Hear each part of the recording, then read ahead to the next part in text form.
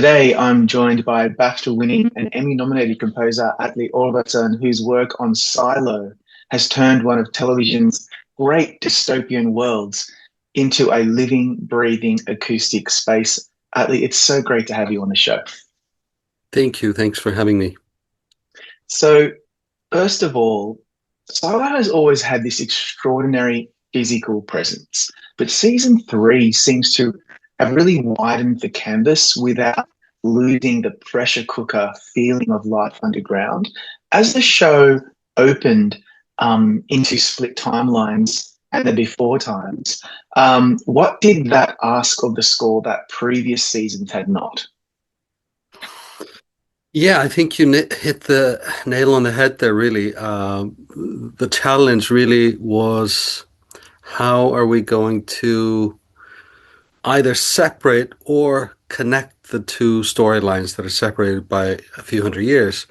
And in the end, I think we did a bit of both, because I clearly needed to write new themes sort of for the Washington storyline in particular. But there's a Um, I mean, there is a storyline that connects them as well, which is sort of to me, the amnesia aspect of the story, the drug that produces that amnesia is being used in both timelines, and that somehow became the the connecting tissue, really, because so much of the story revolves around the idea that you're able to erase people's memories. And Michael Dinner, who is the who directs the first episode of season three and is sort of the main director and kind of has been spearheading the last two seasons.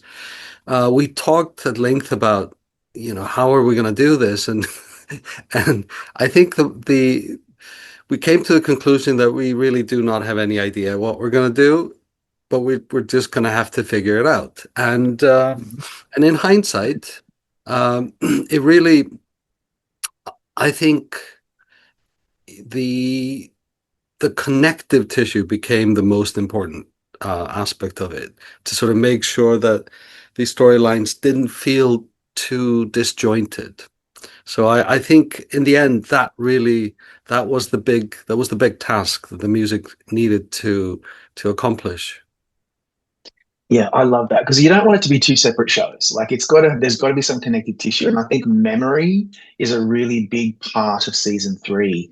The Before Times has this really interesting texture because it's got Washington conspiracy, politics, tech billionaires, planes, drilling sites, the origin Hmm. story. Let's listen to some excerpts from two tracks that I think are really excellent. The first one's called Washington and from about 20, about here,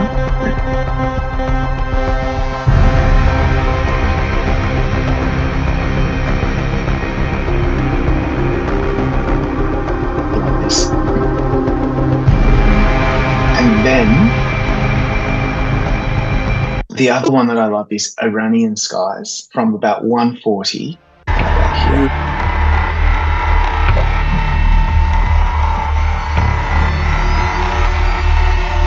Completely, to me, it's a different sound, but it's still silent. Um, and then from about here,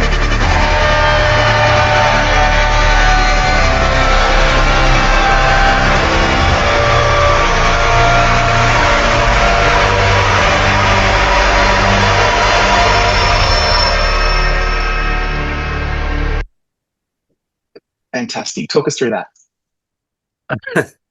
Uh, yeah, I mean, I think so. Another aspect of the show that's always been an inspiration for me making the music is the idea of technology. And, ironically, the tech in the silo, even though it's in the future, is a bit more primitive and backwards than the tech in Washington, in sort of the current time Washington's timeline, if you will.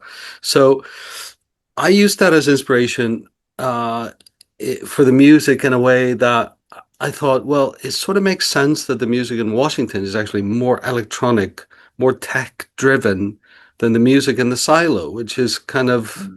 even though it's in the future, has less evolved technology in a way. And yet, at the same time, as I've said before, and maybe we discussed this a couple of years back, I can't remember to be honest, but in the very beginning, when I started season one, again, technology or the technology in the silo was an inspiration because I always thought, there wouldn't be a silo without electricity and water and all the technology that goes into that. And then, of course, we find out that, that um, basically the whole, how do we say this? Sort of the whole control of the silos in plural is all Yeah, yeah. obviously technology based. So I'd Mhm. always felt that technology is kind of like this overriding theme, and then you pointed out now we have a tech billionaire in season three, and it all sort of revolves in one way or another around the technology. So again, coming back to what you just played, especially the Iranian Skies track is obviously it's very electronic, it's very hard, and it's so I felt that was just kind of appropriate to what's going on screen. Yeah, and it reminds me that when I first started watching season three, we watch it as a family. Like it's one of our favorite shows. As soon as the main title thing played, I thought, oh, okay, Atli has changed it a little. You've adapted it. It's grungier. It feels richer, a bit more expansive. So I thought we could just listen to a bit of it as well. Everyone's very familiar with the solo theme. Everyone loves it, but it's different. So let's just go from that here. Very recognizable, but different. And then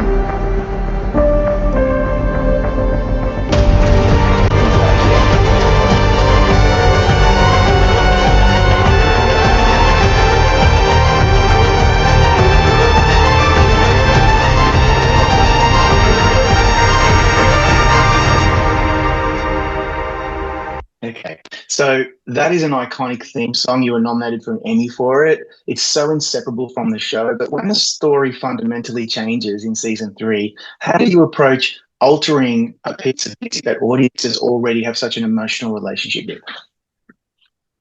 Yeah, the music for Silo has always been very much a sort of a hybrid electronic acoustic score.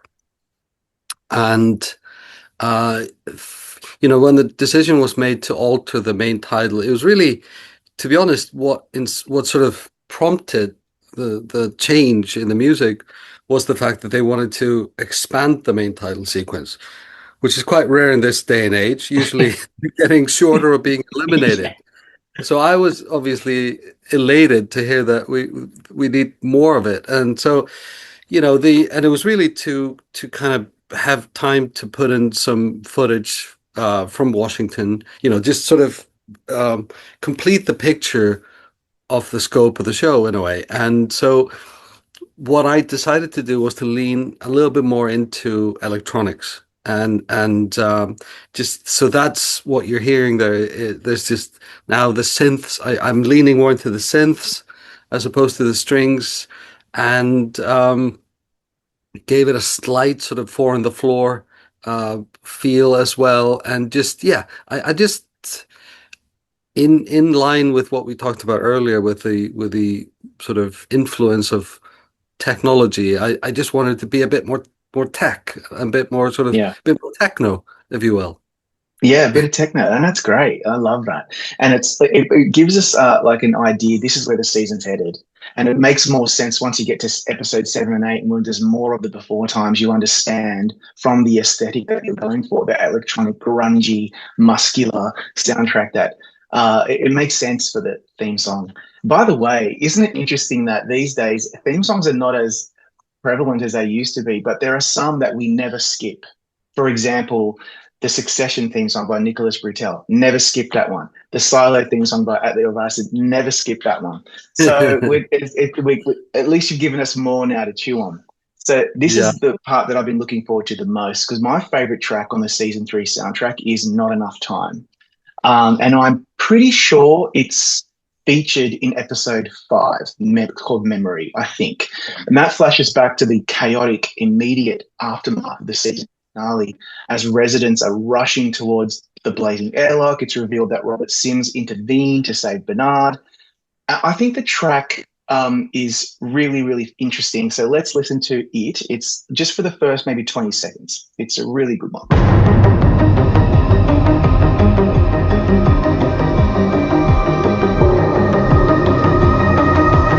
Because it's electronic, but there's more of that acoustic vibe. It's hard for me to put into words. I love it.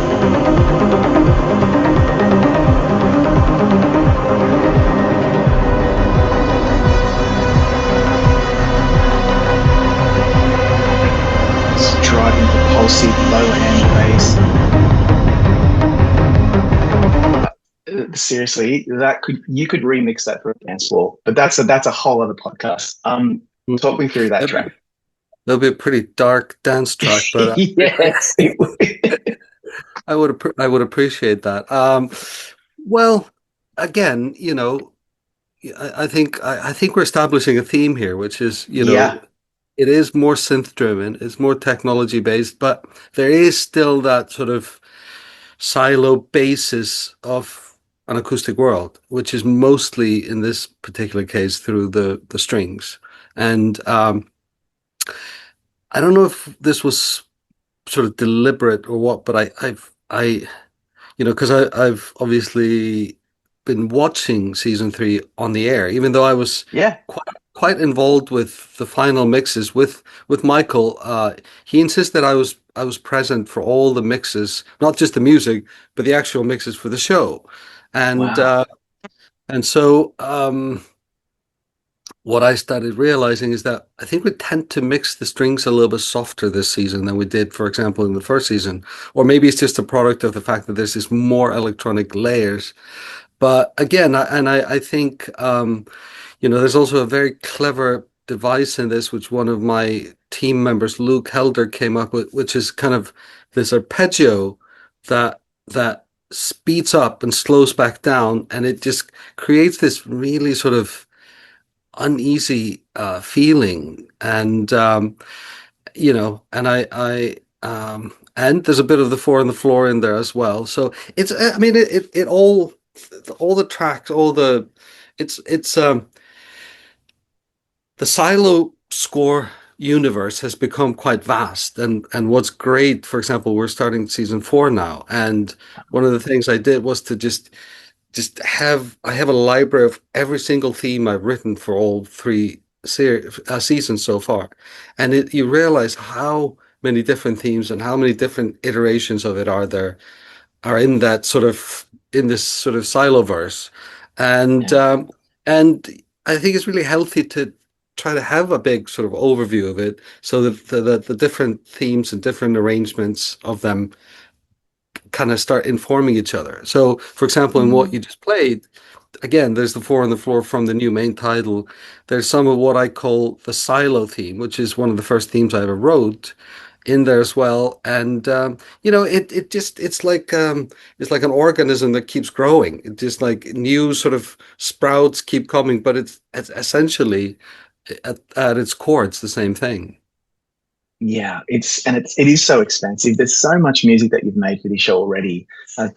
Probably don't realize. You just said something before that's very interesting about you were involved in the mix.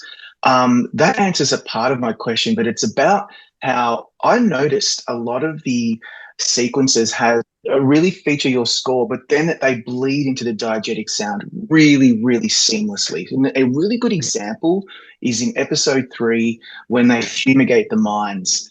And your score is really, really strong. But by the end, you've got sirens, alarms, coughing. The score is almost occupying the same sonic space. So, do you typically collaborate with the sound team for sequences like that? Um, no, to be honest, we usually sort of work separately and then we come together in the mix and sort of find ways to coexist. And I think you're right. I mean, I think Michael made the decision to lean into the score more this season than, for example, season two. And so the music is mixed louder, uh, which I hope is not a bad thing. There's been times in the past on other shows I've done where I've received messages from people, on Facebook or whatever, saying, "Can you please turn the music down?" And I have to admit that, well, it's not really my choice how loud the music is, but in this case, I think that, I mean, the art of dub mixers is an incredible craft. It's an incredible craft, and there's a lot of sorcery involved in it, and because it's amazing uh, how much psychologically it affects us how the sounds are mixed, just and how the combination of music and sound effects and voices and all that, how it all comes together. So there's a real art to it, and I think in a way sort of what I take away from these experiences is that the most important thing is to figure out background and foreground. And it's like when everything's at a similar level and it's all a bit muddled, is I think when you're least successful dubbing film and television. But when there is sort of there's a something in the foreground and it's deliberate, and then it might be the music, and then you sort of shift into the sound effects becoming the main sort of featured item. That's when I think we're successful, is when there's a clear, it's sort of like whose band it is, who's Yeah, playing the solo at any given time, and yeah.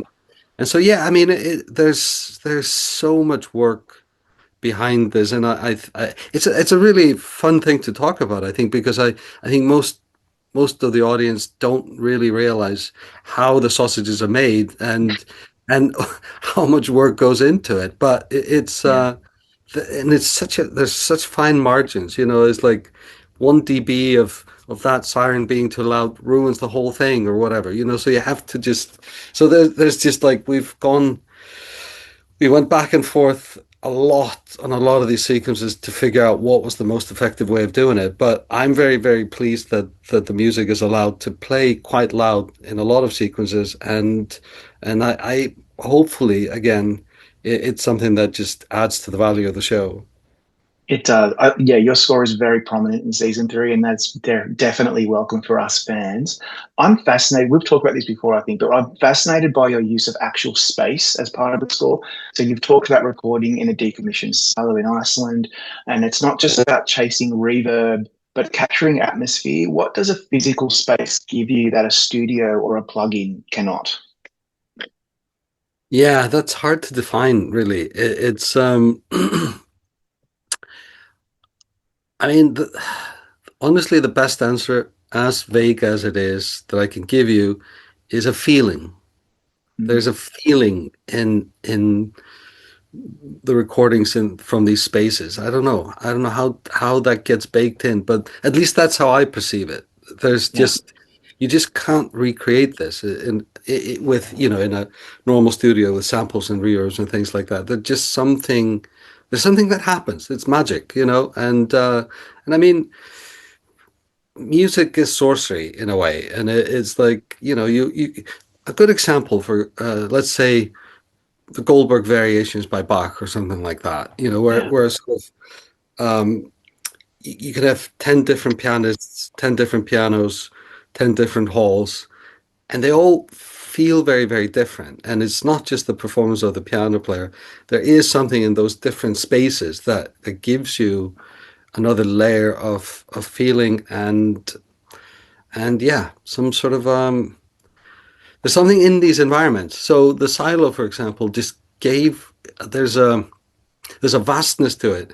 And yeah, you can do that with a big reverb, but it's just something else at work that is very hard to put into words. But at least I think I can feel it. Maybe I'm sort of imagining things, but I just feel like every time I do one of these things where I go sort of on location, if you will, to record music or sounds or something, something magical comes back that isn't just the sum of all the noise that we recorded. Yeah. Listen, when you talk about feeling, I'm going to play this track now. It's called Vitamins. I don't know where you recorded this one, but this one is feeling. And so from about 45 seconds, let me find it. No, a bit earlier. Yeah, about there.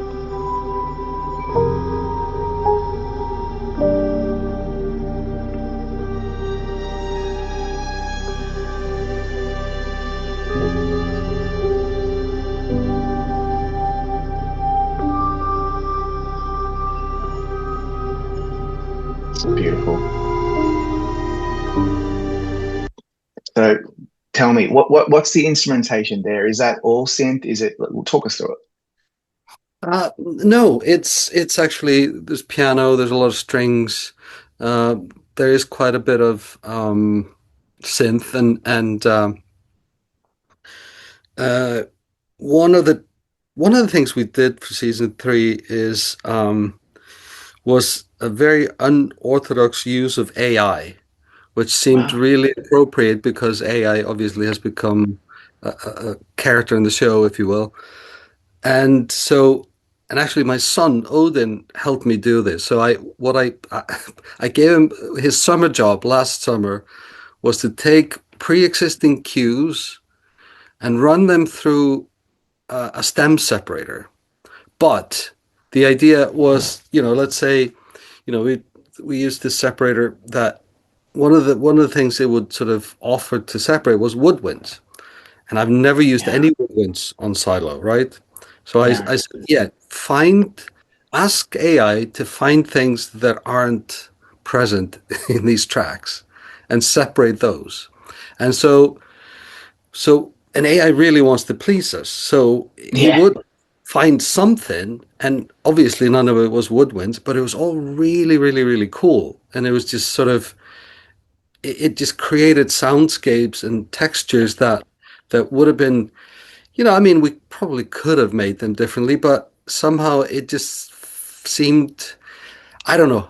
I think I sort of got a kick out of fooling AI into doing something it wasn't meant to do, but it it created something really cool and different, and it's not generative because it's taking what I've already done and just sort of thinking that it's doing one thing, but it's doing something totally different, which is kind of in line with a bunch of It's perfect.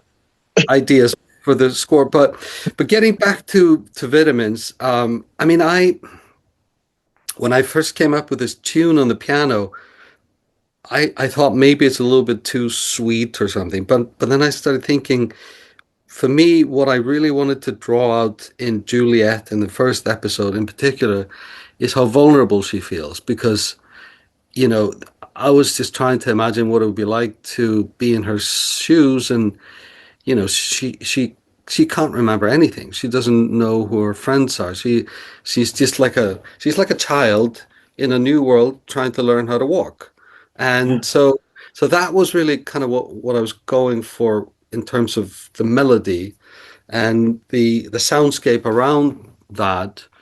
The strings are really raw. I mean, they're sort of like no vibrato. They're just like I just wanted to be sort of cold and vulnerable and sort of I just wanted these juxtapositions and feelings. It's like it's beautiful but it's scary. That was what I Yeah. was It's there. perfect.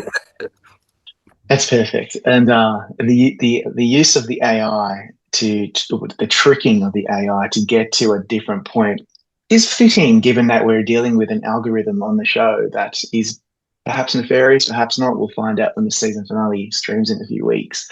My final question um, is really this one. I'm taking a gamble on this because not everyone will be able to listen to this score in with their headphones. But if you do, your use of the stereo field is so interesting. And there's a track called No Longer Necessary, for example. That cue emerges from different parts of the stereo field and constantly shifts around the listener. Um, let's quickly play some of it and then I'll ask you about it because it's a really interesting one. I'm just going to skip ahead. And then this is the final track on the album.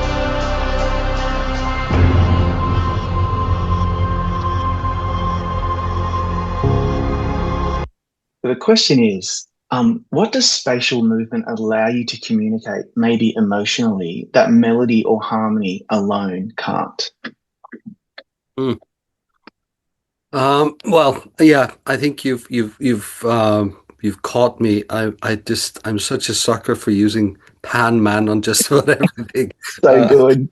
uh, Emotionally, I think what it creates is a bit of confusion, if you will. I think it creates a bit of sort of where are these things coming? Why are they coming at me from different directions? And I think that's if there is sort of an intellectual um, kind of basis behind it, that will be it. Because it does make you a bit sort of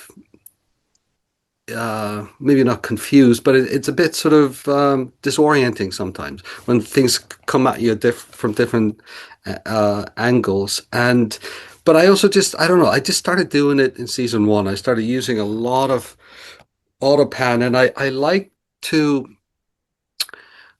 another thing sort of which is kind of just developed along the way is the use of sort of being out of time and coming back into time. So, for example, when I use AutoPan, it's not necessarily in time. And I kind of like when it's, well, for certain purposes, I love when it's not in time. And because it's like, and, there have been cues, for example, towards the end of season two, when I use this synth called DFAM it's a Moog percussion synthesizer, and you can clock it to MIDI clock, but you can also just sort of freewheel the timing of the beats that you create, and it just creates the most unnerving sort of uncomfortable feeling when the music is in time but is not in time, and it's a bit like the previous one of the previous pieces you played where the arpeggiator is sort of changing time. And I think the use of panning in and out of time is just another sort of device designed to do the same thing, which is to make you sort of feel a bit uneasy. Yeah, it definitely does that, and and I feel like it's so immersive. It really makes the score even more immersive than it already is. Listen, Silo has built one of the most richest, most distinctive musical identities on TV, and your work really continues to deepen that world every season. It's been a real pleasure talking shop with you today. Thank you for your time. Thank you so much.